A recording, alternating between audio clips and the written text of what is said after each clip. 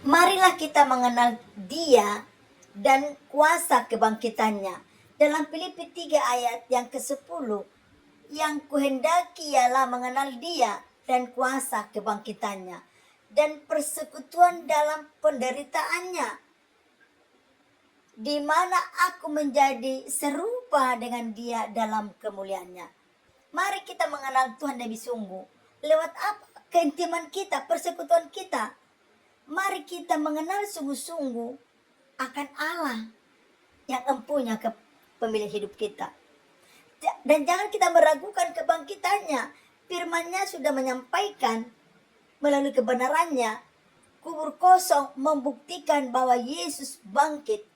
Ini sudah dinyatakan melalui firman-Nya di 2000 tahun yang silam. Jadi kita nggak perlu meragukan kuasa Tuhan.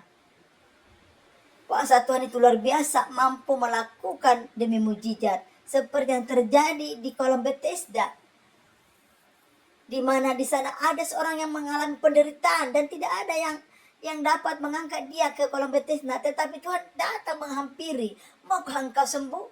Tentu kita yang mengalami penderitaan yang sekian lama, maka respon kita berkata, iya Tuhan, aku mau mengalami kesembuhan.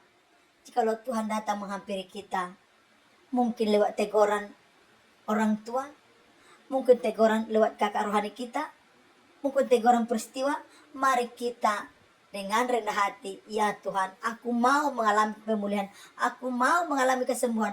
Maka kita jangan pernah meragukan kuasa Tuhan dalam hidup kita untuk kita mengalami pemulihan kesembuhan daripada kuasa Tuhan.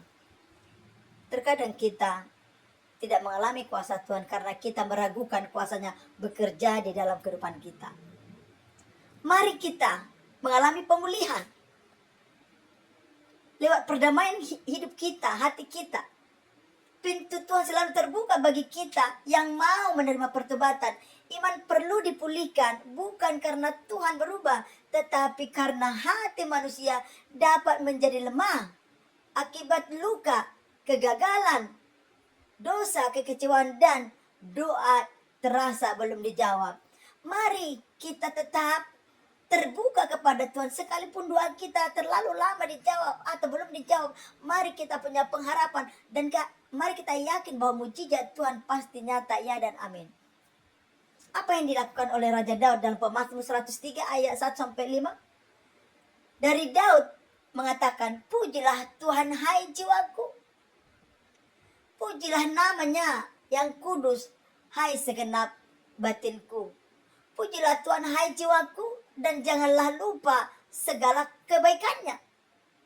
Jadi mari kita mengingat akan segala kebaikan Tuhan. Maka bukan hanya kesembuhan yang fisik yang Tuhan lakukan bagi kita. Ada pengampunan dosa, kesembuhan, penebusan, keselamatan, kasih setia dan rahmat-Nya, kebaikan, dan pembaruan, serta pemulihan. Ini lebih jauh Tuhan melakukan perkara-perkara di dalam hidup kita, asal kita membuka hati biar Tuhan yang melakukannya itu. Jangan kita mengeraskan. Maka kenapa kita tidak mengalami mujizat? Karena dosa memisahkan manusia dari Allah dan membuat kita Anda kehilangan kuasa-Nya. Yesaya 59 berkata ayat 1-2. Sesungguhnya tangan Tuhan bukan kurang panjang untuk menyelamatkan atau menolong, dan juga tidak kurang tajam pendengarannya untuk mendengarkan setiap doa dan seruan kita. Tetapi yang menghalangi adalah dosa dan pelanggaran kita. Ini yang membuat kita tidak mau mengalami pertobatan. Maka kita harus bertobat, meninggalkan kehidupan kita, keegoisan kita, keangkuhan kita, kesombongan kita. Mari kita dengan rendah hati mau menerima Yesus dan mengalami pemulihan. Kita harus menyerahkan sepenuhnya hidup kita kepada Tuhan. Maka dalam Yohanes pasal yang pertama ayat 12, semua orang yang menerimanya akan mengalami pemulihan.